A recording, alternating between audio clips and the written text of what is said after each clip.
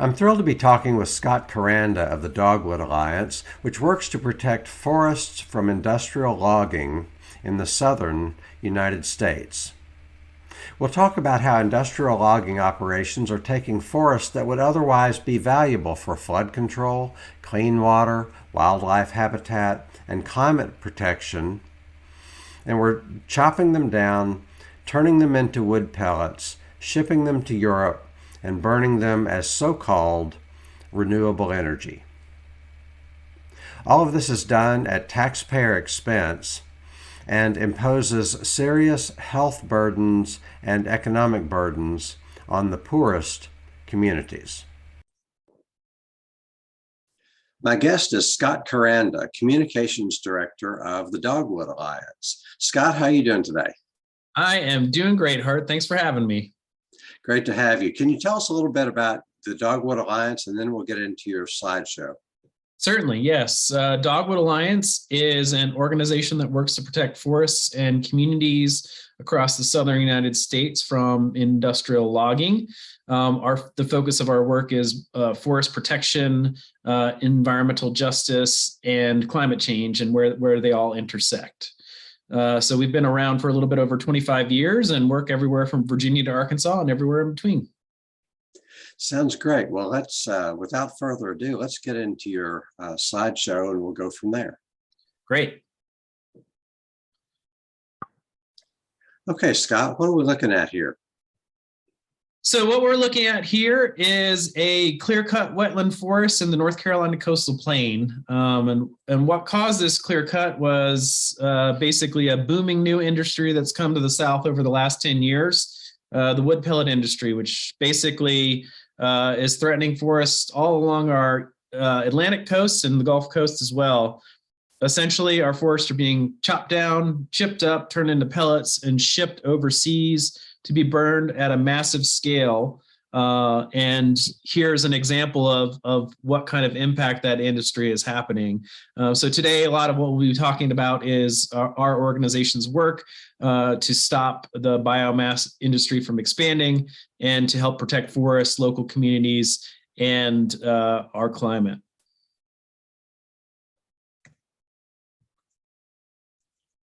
So we can go to the next slide. Yep. So natural forests, I'm sure you and your viewers will know, are so important left standing. They are not only a treasure trove of biodiversity. The South is one of the most biodiverse places in North America. All kinds of plant, animal, and bird species found nowhere else on the planet. So not only are they important for biodiversity, but they're also important for protecting us from the worst impacts of climate change. So forests pull carbon from the atmosphere. They serve as natural air conditioners. They provide natural flood control and are critical to ensuring stable supplies of clean, fresh drinking water. So basically our view is, we can't solve the climate crisis without forests. And as we continue to see negative industries grow that are cutting down our forests, we're seeing a greater and greater impact. So we don't want to see these forests destroyed because we want folks like this owl to have a home, and we want people to have clean drinking water, and we want to see coastal communities protected from some of the worst impacts of climate change that we've seen over the last decade. Just look at Hurricane Ian and all the flooding that came along with that in the Carolinas and in Florida, and what could have been prevented if we had better intact forests. So obviously biodiversity is critical, and like I said, our southern forests are a place of beauty and wonder. They're also one of the most biodiverse ecosystems in the world. And despite the claims by industry reporting that burning wood pellets is a good thing, and that they're burning from other things besides natural forests, every investigation we've ever conducted into the sourcing practices of the wood pellet industry, we've seen logging of wetland forests, which are vital for some of these species that you see, creatures that you see in here. It's worth noting that the South has the highest concentration of freshwater aquatic ecosystems and wetlands in North America. So really a vital home for all of this diversity And over 25 million people rely on our forests for their clean drinking water. So it's not just the animals and plants that are benefiting, it's us humans that are benefiting as well.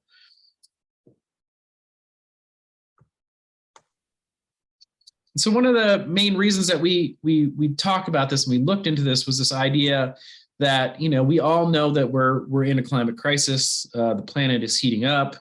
You know, according to the Conference on Parties in Paris, it was we need to limit our growth in temperatures by 1.5 degrees Celsius, and we see it as the best way to avoid this crisis is to protect our standing forests. But instead of protecting these forests, countries are rushing to burn them in the name of renewable and green energy and in the name of stopping climate change. So where this all began was in Europe. So in Europe, basically, the European government passed policy that said 20% of our energy should be renewable energy by 2020, and 20%, we should see a 20% reduction in carbon emissions. And so a lot of countries were already well on that way. This was, you know, circa 2010 when this policy passed. A lot of countries were well on their way, had no issues. We're doing wind and solar, geothermal, things along those lines. But a number of countries were relying heavily on dirty, dirty coal. And in that process, the European Union provided a backdoor for those countries to skirt those requirements by declaring biomass carbon neutral. And the reason that they said that burning wood for electricity was carbon neutral was basically if you cut down a tree and plant another one, that's carbon neutral, which if you know anything about science or forestry science, you know that that's impossible.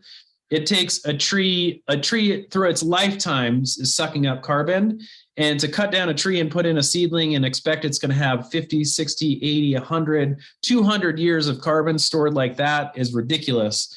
Plus, it's also avoiding counting smokestack emissions. So basically, because of the way they wrote the policy, they're not counting what's coming out of the smokestack. Plus, so, when you clear cut a forest, you're going to that soil is going to degrade and it's going to release carbon.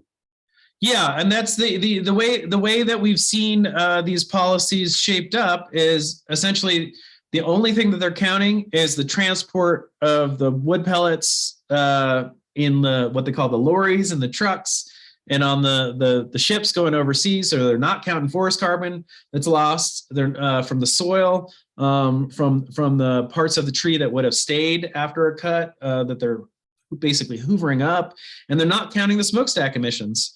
So this is basically a climate disaster in the making.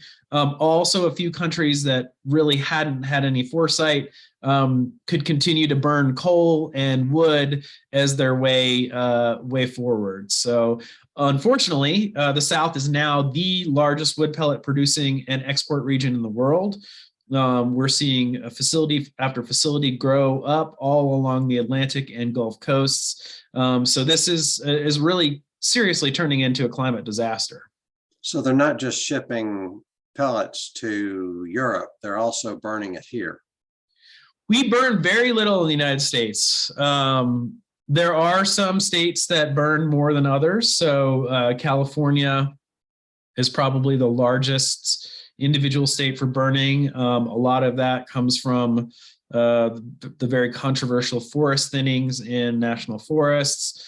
Is part of the reason why companies are always pushing for more logging in those national forests to keep industries like this going. But in the South, strangely, we cut down our trees and ship them elsewhere to be burned. So our forests are being shipped to the UK, to the Netherlands, to Denmark, and now there's a growing market in Japan and South Korea, to the point that it just continues to grow and grow and grow as an industry.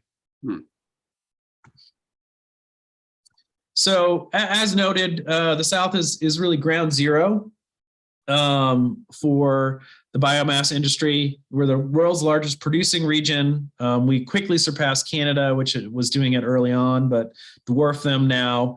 We're, like I said, the world's largest exporter. world's largest producer. We're seeing forest disturbance rates happening in this region at 4 times that of South American rainforests, which means that basically we are cutting a whole heck of a lot more than they do in South America, and that includes the Amazon. And in the past 60 years, we've lost over 33 million acres of natural forests in the Southern U.S. A practice that we continue to see growing and growing and growing is basically you cut down a forest. If you know much about hardwood forests like oak trees and such, they regenerate, but you can't really plant plantations of those types of trees. So what happens is landowners that are interested in kind of using their forests as a crop will convert their natural forests to pine plantations. So we're losing our forests in that way. So like I said, it says here in the same period, the number of acres of pine plantations have basically gone from 0 to 40 million acres. And our communities are on the front line of this forest destruction. So, landowners can do what landowners are going to do, but the impacts all flow downstream. So here we have, this is another cut. I think this one is in southeastern Virginia. I just was recently out there looking at some of these cuts in April, but the gist of it is that these are the types of forests that are being cut down and turned into wood pellets.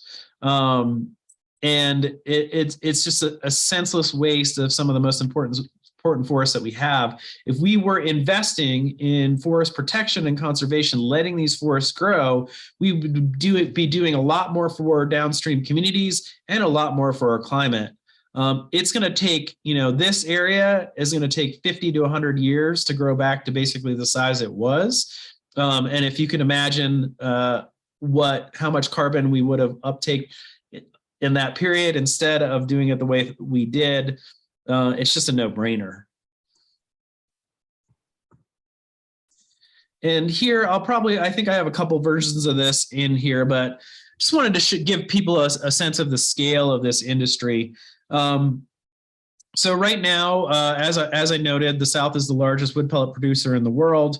That is led by a company called Scott, I just want to pause for a minute and say, let's clarify what map we're looking at here. I see Kentucky in the upper left, and then below that is Tennessee. You've got Virginia and North Carolina, and then so we're looking at a map of the American South. Sorry, yes. Go ahead. No problem. This is a map of the American South, and this is the region where the wood pellet industry has really exploded. Basically, southern Virginia to Arkansas and everywhere in between. Actually, obviously, closer to the coast, the bigger the scale because it's easier to ship the pellets. But they found ways, like everywhere else, to ship them from inland to the coast to get them on those big container ships and get them across the ocean. It's really being led by a couple of companies. There are a whole host of others that run individual facilities, but Enviva is by far the largest wood pellet manufacturer in the world.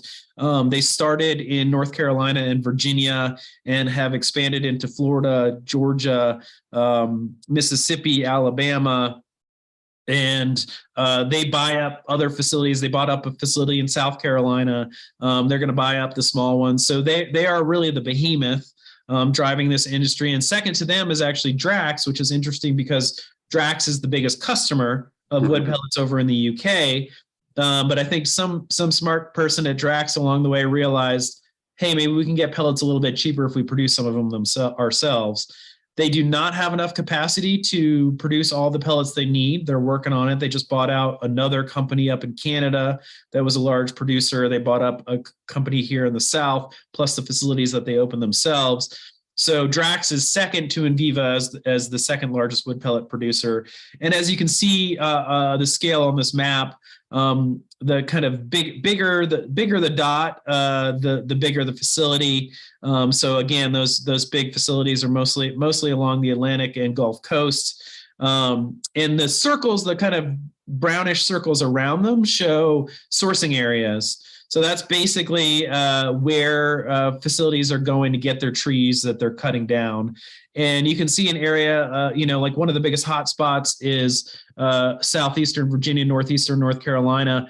There are 3 facilities all basically in the same sourcing area. and the forests up there are getting hammered. I've been working on forest protection in the region for a really long time. Worked really to reform the paper industry, was kind of a big focus of Dogwood's work for our first 15 or so years. And this was an area that we loved because the paper industry had finally started to shift and shrink there. And so the forests were actually being left alone and things were starting to grow. We identified it as one of the most biodiverse areas left in the region.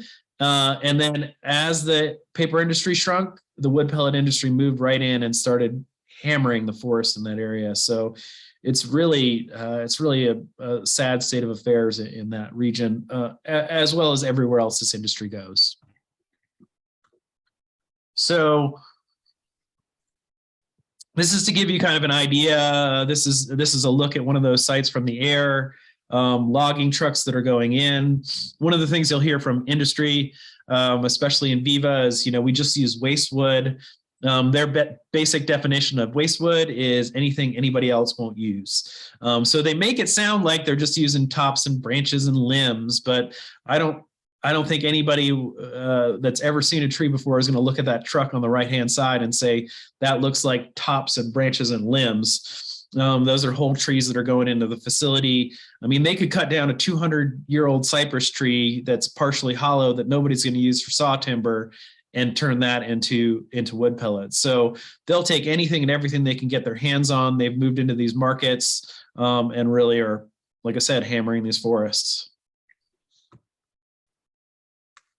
And then, one of the questions we often get is about, what can be done about this? Well, so unlike the West Coast, where you have tons and tons of public lands, national forests, upwards of 50% in some states. In the South, 90% of our forests are privately owned.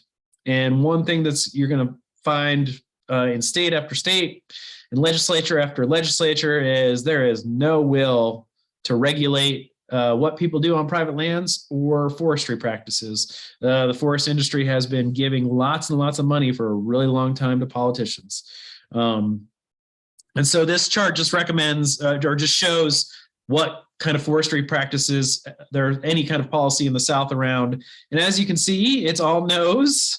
There's no forest practices laws. There's no prohibition around clear cutting or wetland logging or conversion or protecting high value or endangered forests or even requiring for reforestation after cuts. Only one state, Virginia, and I was involved in this effort circa 2001, has a law on the books that says you have to notify the state if you're cutting. And that's only if it's over 250 acres. And how the fight that we had on our hands just to get that passed was pretty ridiculous. So it's just, again, to show that people can do as they please across the South. And it's important to note that yet private property, fine, but what we do on private property has public impact. Right. It impacts wildlife, it impacts water quality, it impacts climate. I mean, if any hunter knows that if there are limits on what you can take in your hunting, then people understand that right. Even though this bird might be flying across private property, it is a public asset and there are limits on what you can do, even on private property. Right.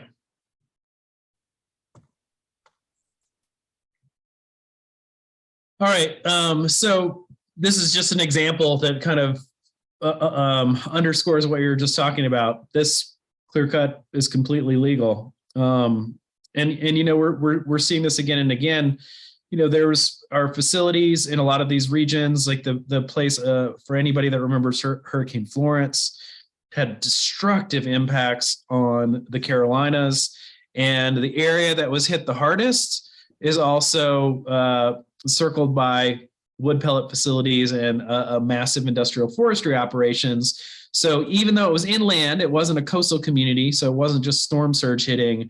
The flooding got so bad that whole cities were cut off from civilization for days while they waited for roads to get repaired. And a lot of this has to do with the way that we've treated our forests and wetlands that should be protecting our communities. And I think it's important to underscore this piece. I think, basically biomass was considered a transition strategy. That's how it was sold to governments.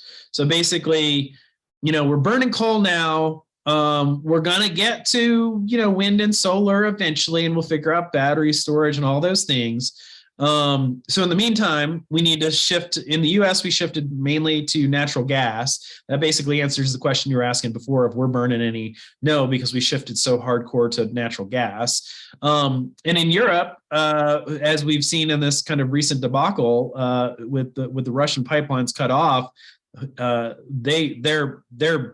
they have no natural gas of their own, essentially. And so a lot of the countries were turned into wood, but it was just supposed to be a transition.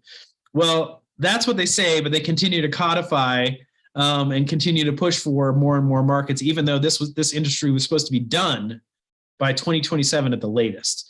No way at the rate and scale that we're going and the growth that's happening is that going to happen. And what you need to understand about the way energy is produced is it actually takes 2 times as much wood to produce the same amount of energy as coal. Coal is much more efficient because it's been, compressed for millions of years under the earth, and trees are green carbon. But what that means is it takes a whole heck of a lot of forests to equal the needs that we have. And so when you add all of that up in aggregate, actually burning wood pellets are worse for the climate in terms of carbon emissions than burning coal. So it fails even on its own terms. Exactly. So we're not, even if you don't account for water quality, even if you don't account for wildlife habitat, even if you don't account for the ability of a forest to regulate weather and favorably control weather and contribute to weather, and if you put all that aside and you're only concerned about carbon, biomass even fails on carbon. Right. Yep, and that's the lie that's been sold to us. That's what I was talking about with the European policy. Like, essentially, they just made a decision. It was a policy decision, not a science decision. Cut down a tree, plant another one that makes it carbon neutral, which does not work. And so, because of that one small decision, it's had devastating impacts on our forests, our climate, and our communities across the region. So I wanted to talk a little bit about the community impacts that this industry is having. So it's important to note from Dogwood Alliance's perspective, industrial logging is an environmental injustice. So what we were talking about earlier about everybody lives downstream. Well, not only does everybody live downstream, but these facilities are located in communities across the region. So in addition to dealing with the forest impacts around them, so the places that they've gone to recreate or hunt or find peace and renewal or provide habitat for birds or their local drinking water, they're also having to deal with the impacts of air pollution that go along with these facilities, noise and truck traffic, damaged roads. So the communities where we're seeing these facilities pop up are facing this environmental injustice. And what we've noted, research has shown that over 75% of all wood pellet facilities have been built in what the EPA classifies as environmental justice designated communities. So they're basically going where they know there's going to be no opposition and dropping these facilities in to produce. In North Carolina, it's almost 100% of the facilities that are in these communities. So, as noted, and I'll talk a little bit more about it as the presentation goes along. So, like I said, high levels of pollution, polluting industries in communities of color. This is already the case. So we were working to stop a facility in Richmond County, North Carolina, which is in the Sand Hills region down near the North Carolina and South Carolina border, kind of east of Charlotte and southwest of Fayetteville, if you're familiar with the area. And the county where this facility was being proposed already had massive CAFO operations, so hog farms, was the terminus for a pipeline, had a dump, had chicken facilities, had a coal ash pond. So this county was already getting hammered, and now we're going to just throw on top of that some icing on the cake. We're going to add a wood pellet facility. So that's the kind of thing that we're seeing. You're not seeing states and the federal government clawing over each other to protect and enforce the laws and regulations. It's been kind of a joke. There's lack of communications between government and industrial agencies. Community members are basically uninformed, misled about these polluting industries. We worked on a series of 3 facilities before they came in. One was in Northampton, North Carolina. The community literally did not know it was coming until the facility was basically built. And then they're like, what is that? And so they get that.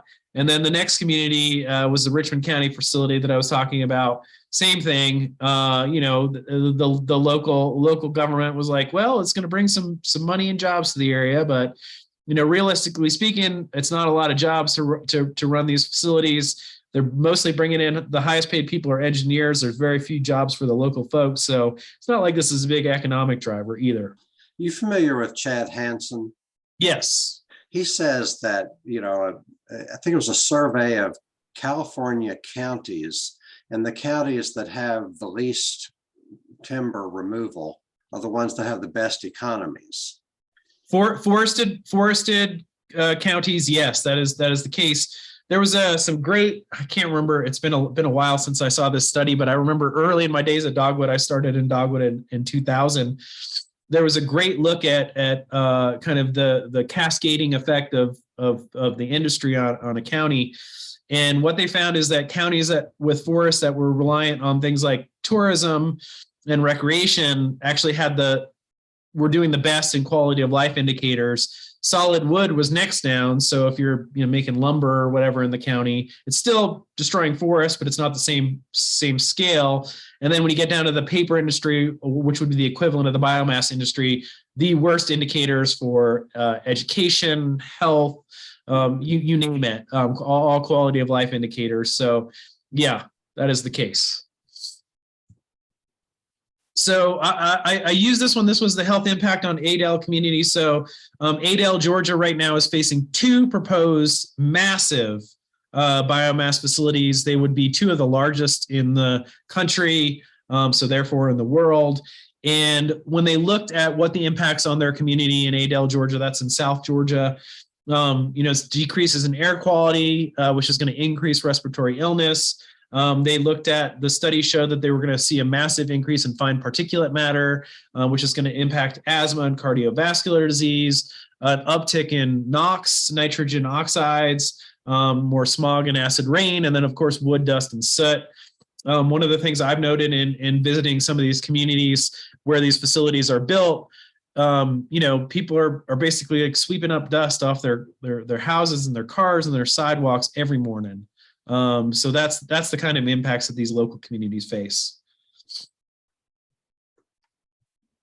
And then, most people don't think about things like noise, but if you live within a couple miles of a facility that are running 24/7 and up to 80 decibels a day, that completely changes your quality of life. And in these rural communities, they're not zoning things industrial, they're just dropping it wherever they're dropping it. So, the Ahoskie facility is literally in North Carolina, is literally right on the main road.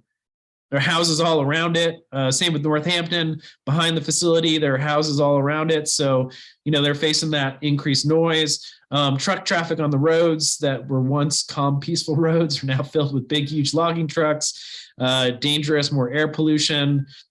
Trains and one of the other things about wood pellets is that they're apt to burn in storage. So there's a lot of basically spontaneous combustion that happens. We've seen a bunch of export terminal facilities that have burned Texas and South Carolina and in Georgia. So a pretty common problem.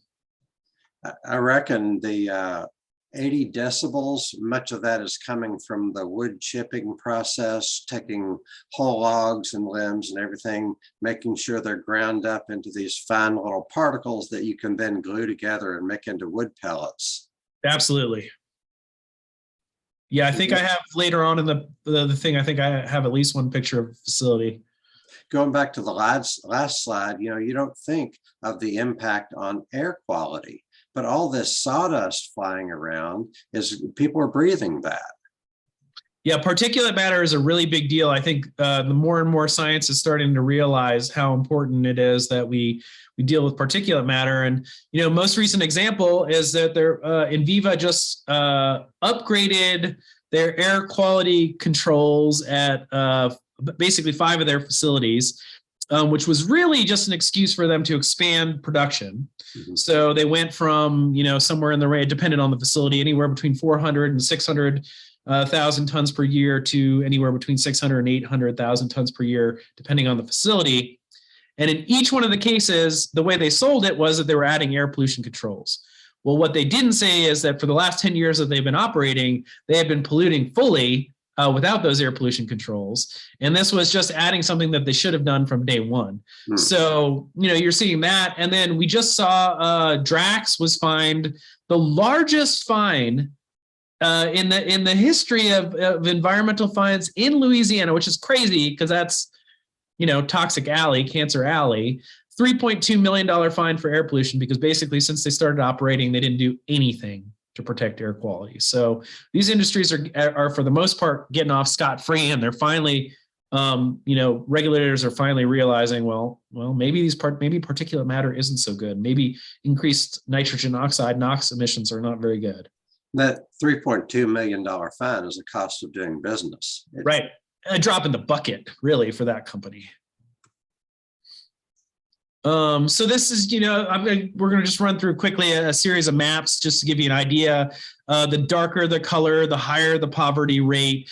Basically, if you're looking in along the North Carolina coastal plain, the South Carolina coastal plain, so that's closer to the Atlantic Ocean, down into South Georgia, across the Gulf Coast, those are the regions where we're seeing the wood pellet facilities growing, and as you can see, also have the highest poverty rates in the region, along with places like the Appalachians, as we know. But for the wood pellet industry, that's the big area.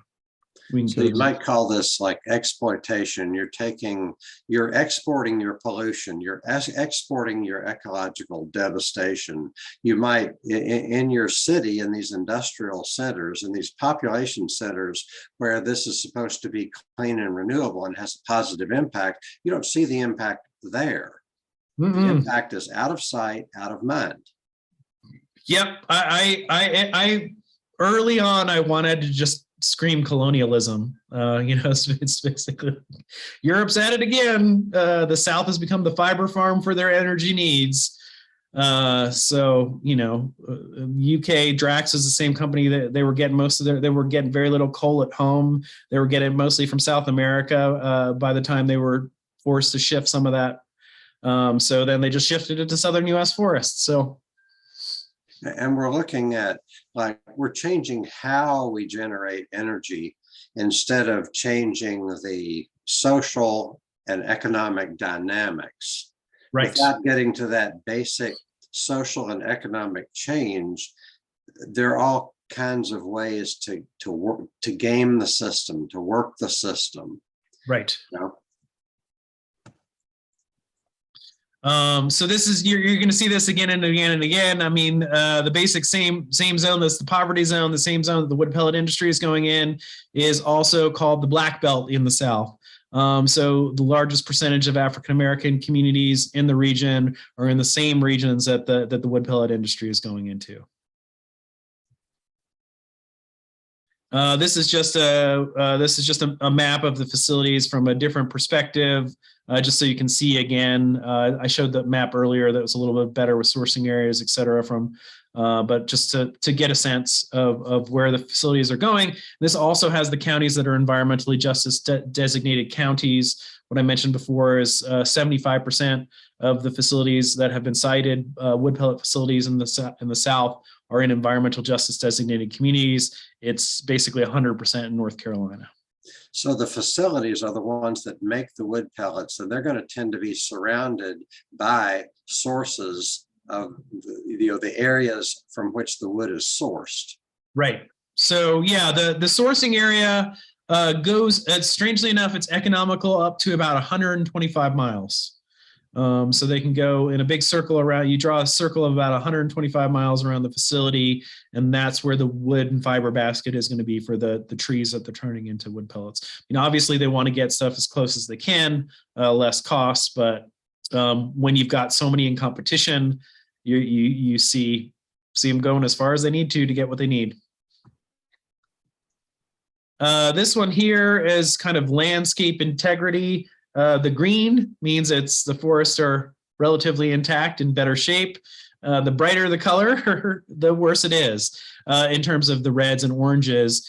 And so again, the coastal plains in the Southern U.S., some of the most biodiverse species you can't find anywhere else on the planet. One of my favorite places is in southeastern North Carolina and northeastern South Carolina, home to the only counties that are home to Venus flytraps in the wild, for example.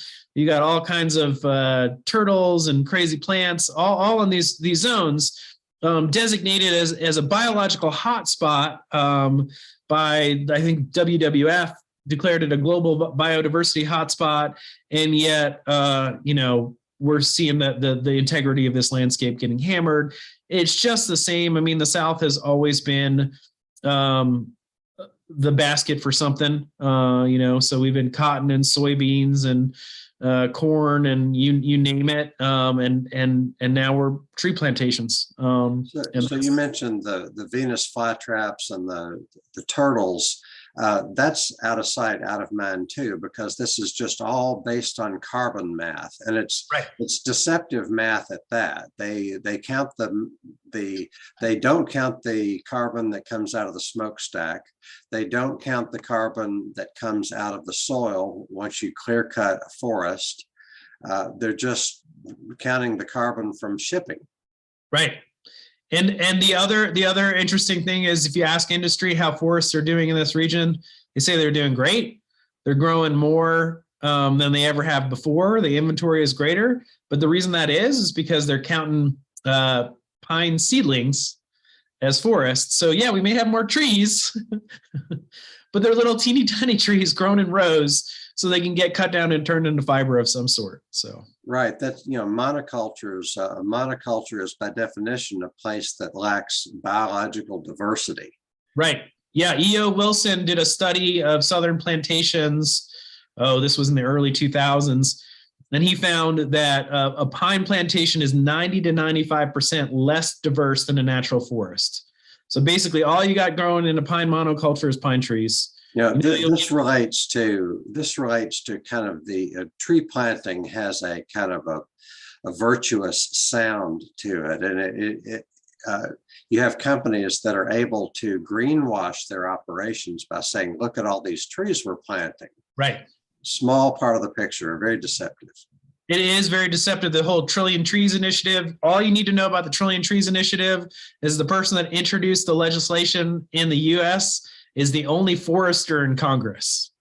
So Rep. Westerman down in Arkansas is a professional forester, and he was like, yep, let's plant 1 billion trees so that we can cut them all down. Right. What happens to those trees after they grow up? Right. Yeah. And it's basically, they want more fiber farms. And, we hold, and we always will hold, that a standing forests are our best defense against the changing climate. So the best thing we can do is protect and restore our forests. Planting is fine. Like you in some places that's good. If you got an area that's been degraded, that you're helping bring it back, but it is not the panacea that it's sold as.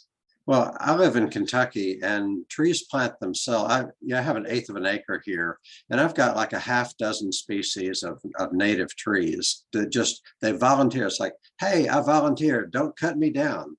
Right. I've got oak trees, maple trees, and black cherry trees are 3 of the top 5 in terms of their ability to support caterpillars, leaf-eating insects, etc. In addition, I've got catalpas and other things. So the key is not cutting them down, and nature's going to plant better trees right. quite often, rather than getting all the resources that go into the trees that we ultimately plant, etc. Plus, right. they're kind of separate. They're divorced from the mother tree. They're not in a network of trees. So anyway. Yeah, if you saw my property, I've got a big mama black walnut, and she made babies all over the last 60 years. Right. Exactly. Yeah. Funny how that works. I mean, Yeah. in Kentucky, the nature will plant hundreds of trees per acre if you don't mow them down. Right. So, don't get me started. Yeah.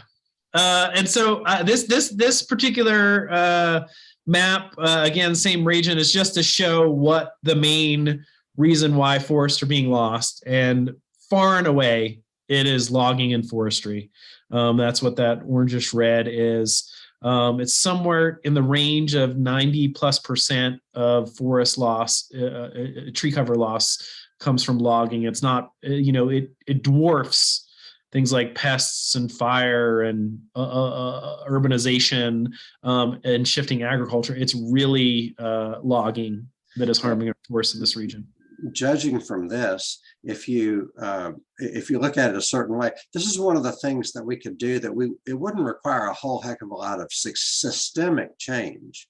Right. It would require change to one industry. Right. So this is that map in the sourcing regions again, just to hammer that point home. Again, there's not much area in here that isn't covered as it stands. And you can guarantee that if it isn't covered right now, industry's thinking about how they're going to do it. The recent area, the cluster that Enviva is working on right now is Mississippi. You can see how hard southern Mississippi has been hit. They're looking at southern Alabama as well. It's basically, get everything we can where we can get it until it's gone. And what's going to happen is eventually the subsidies are going to dry up. I mean, the reason that this industry floats is because governments are investing a lot of money in it.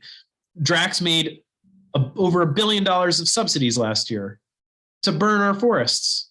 So if that were gone, this wouldn't be an economical thing to do. You got to cut down trees, you got to ship them, you got to chip them, you got to pelletize them, you got to send them overseas to burn. It takes twice as much as coal. How could that possibly be economical? But as long as those subsidies and things are in place, both here and overseas, this will continue to grow. And then when it's done, what are we going to have? All these communities where you see the dots are going to have, in those brown areas, denuded, destroyed forests, poor water quality, and they're going to be left with stranded assets. So an old facility that all it's done is pollute them for the last 10, 15, 20 years, and now it's gone. The stockholders and the corporate executives made out like bandits. Everybody else gets screwed. It's almost like the Lorax. Yep. Absolutely. I seem to remember that this area here that is kind of starts in Alabama and it flows toward the mouth of the Mississippi. Isn't that a biological hot spot? It is, yeah. So the basically I don't know if you've ever been to the Bankhead National Forest in western Alabama. It's one of my favorite places in the world. It's because like 4 or 5 different systems crash into each other in one place. So you've got the Cumberland Plateau, you got the remnants of the Appalachian, you've got the Mississippi alluvial plain, which is what you're talking about there. You've got the coastal forest, all of it's kind of coming together in one place. And this region is like that. It's also one of the hardest hit regions, period. So, I talked about wetland forest loss. We've lost 75% of the wetland forests in this region that have been converted either for forestry or for agriculture. The Mississippi alluvial plain, it's up to 90%. So this biological important hotspot has just been ditched, drained, and hammered for every commodity that comes along. The current commodity is pine plantations. And that's what I got. I thought I put in a picture of a facility. Happy to share one that you can send later, but yeah, I'm happy to talk about anything you like. But the gist of it is, our organization is working to stop this destructive industry, to end the subsidies, and to protect our forests and communities and climate from these damaging impacts. So our audience can reach you at scott@dogwoodalliance.org. Yes, sir. Yeah, Scott with 1 T. And our website is dogwoodalliance.org. You can find us on Twitter. It's at Dogwood Alliance, and Facebook, same thing. So depending on how you want to connect. But if you have any direct questions for me, feel free to reach out to me there. Sounds great. Scot Quaranda of Dogwood Alliance, this has been an enlightening and informative discussion. Thank you so much for joining me. We'll have to have you back very soon. Absolutely, my pleasure, Hart. Thanks for having me. Thank you. Thank you for joining me for this enlightening and challenging conversation with Scot Quaranda. If you'd like to follow up and support Dogwood Alliance, please email Scott at dogwoodalliance.org. That's Scott with one T at dogwoodalliance.org.